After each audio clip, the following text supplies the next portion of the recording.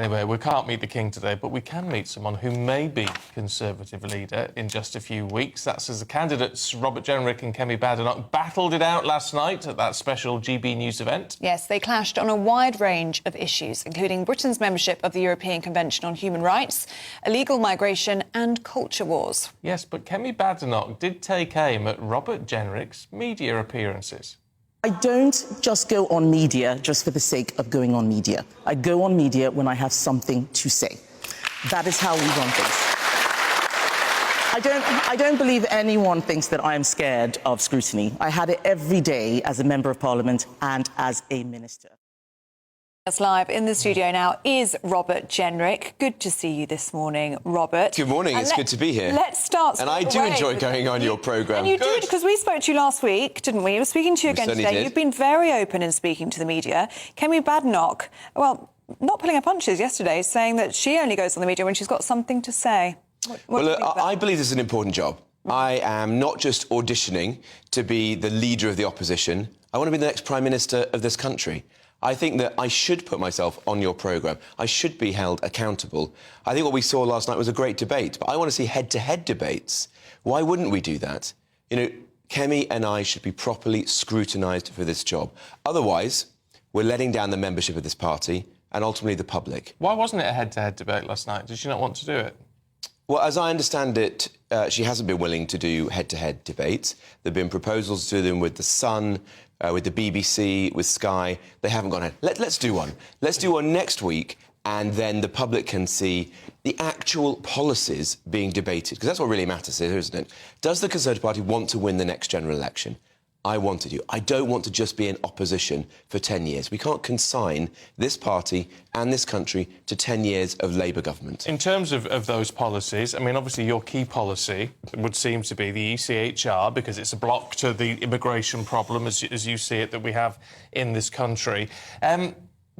It was quite an interesting response from Kemi Badenoch last night when she said, well, actually, I think that's a weakness because I think we need to avoid this as an issue and until we've consolidated our view, in effect. I just wonder if consolidating the view is ever going to happen. Well, look, I think there's a clear choice here, isn't there? Do you want a plan today or the promise of one tomorrow? And I don't think any leadership contender is worthy of your vote if they can't stand in front of you now and say, where do they stand? Because it's a simple choice. Do you want to remain within the ECHR and continue to have foreign criminals on our streets, terrorists who we can't remove, and borders which are not secure? Or do you want to leave and end this farce once and for all? I'm for leave. And members of the party, and frankly the general public, know with me that I can be trusted on this issue. I resigned from Cabinet because I felt so strongly on it. If I am elected leader of this party, we'll have a very clear position. And that, frankly, that's the only way in which we'll get the votes back who went to Reform. You know, 4 million of our voters went to Reform because they were so angry and frustrated at us on this very issue, securing our borders. And if we don't get them back, we will be in opposition for years to come. So the ultimate choice is opposition or government. I want to take us back into government. Is that why you've suddenly swung to the right, as many would say, in order to get those voters who defected to Reform back over immigration? Because there are people who are suspicious of your lurch to the right, as they would see it. You were a Remainer, famously. You're a moderate Tory, as many would say, and there's reports in some of the papers that you quietly told your colleagues that if you were elected party leader, you would pivot the party back to the centre. No, look, my values have never changed. My values are rooted in my upbringing. The town I grew up in, Wolverhampton, they are about the nation state, their family, their small business, free enterprise, patriotism. All those are my values.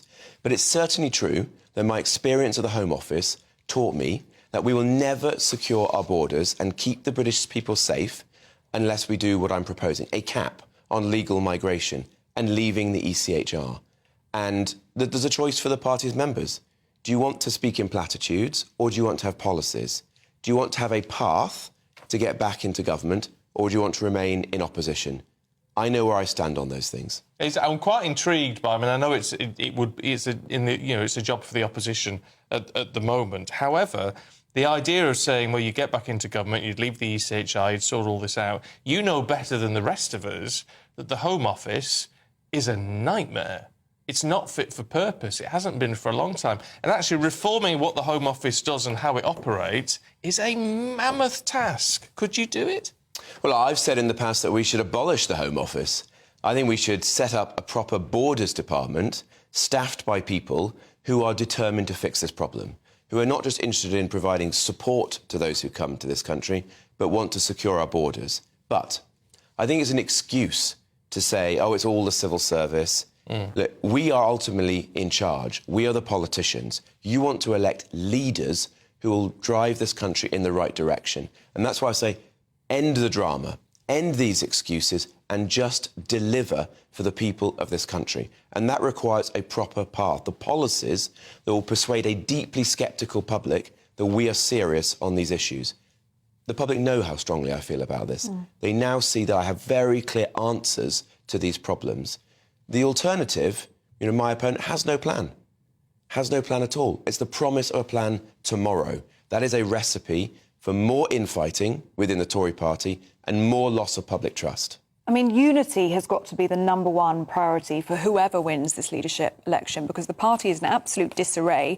Do you have a clear vision of what is the Tory party? Who is the Tory party? What does it even stand for anymore? Only 121 MPs left. I mean, unity has got to be the most important thing to whoever wins this. It has.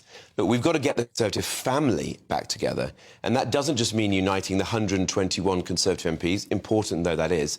It means getting back all small C Conservatives, people who watch your programme. Some will have voted Conservative this election. Some will have voted Reform. Some won't have voted at all. Some will have voted for Labour, the Liberals. I want to get all small C Conservatives back into our family. That is my task. And I think you do that by having a very clear set of policies which sets out where do we stand on the big issues facing our country, not just talking in empty platitudes, and ending this drama, the chaos that we've seen in recent years, and delivering for the British people. I wonder if that's the dividing line between you two, because we've got to try and find one, really.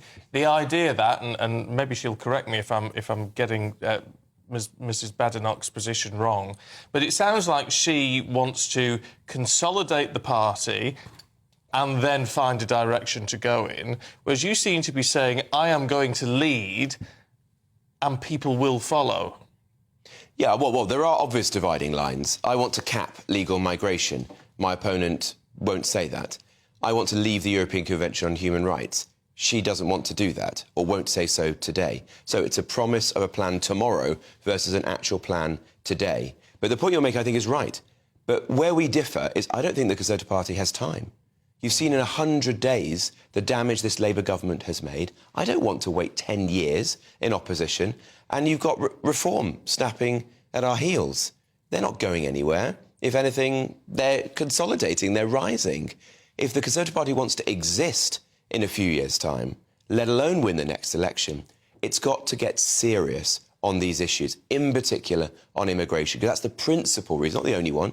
That's why I also talk about the NHS and the economy. But it's the principal reason why we lost so much faith from the British people at this election. So unless we get serious, we're consigning this party to years in opposition and a very uncertain future. I'm not prepared to do that. Unless you fall down the trap that obviously Rishi Sunak did of promising the earth but not actually delivering it. Well, that's why I think you have to make these difficult choices. You can't say you're going to secure our borders and not say you're going to leave the European Convention on Human Rights. It's just not possible.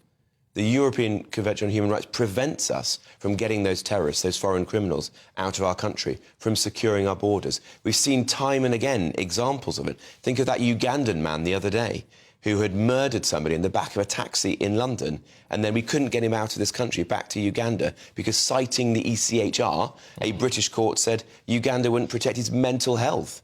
That is one example of many. So if you want to be serious on this issue, the inevitable answer is to leave the ECHR. That's why I feel strongly about this.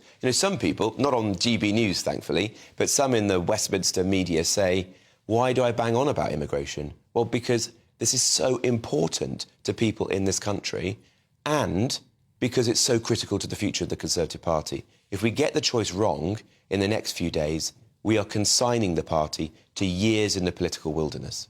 If you win this leadership race, Do you think you could survive 5 years, considering the infighting, considering the chaos that we've been talking about, considering the momentum behind reform at the moment? Could you survive 5 years? Could you potentially become Prime Minister? Yes, absolutely. Look, I'll unite the Conservative Party. I've worked with people on all sides, but I'll unite it around a very clear set of principles and policies.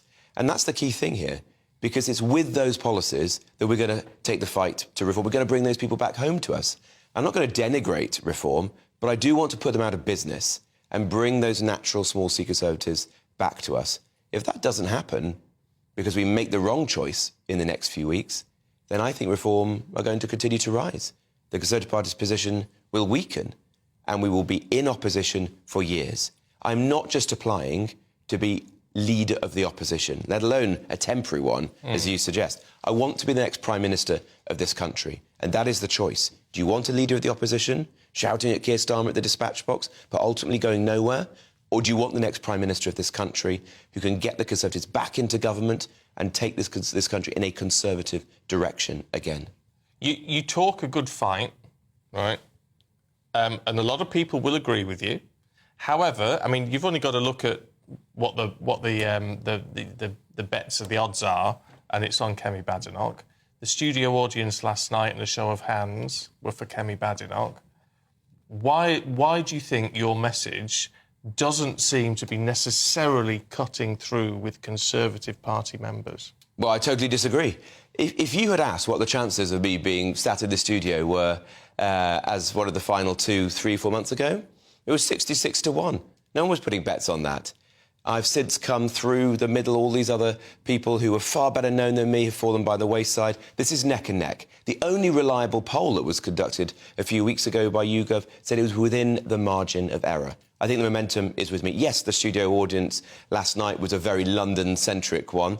But look, I think that people across the country are listening and my message is resonating. What I want the Conservative Party membership to do is to focus on the big choice here. Do you want to win the next election?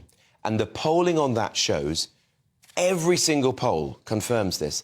If you want to win, I am the best placed candidate to do that. There was an MRP poll out just a couple of days ago which said that if I was leader and there was a general election tomorrow, before I even got started, we would be in a hung parliament, whilst under my opponent, Keir Starmer would still be Prime Minister with a clear majority. That's the choice. Win or stay in opposition. I want this party to win. Okay. Interesting. Robert Jenrick, really good to see you. Thanks a lot. Thank you.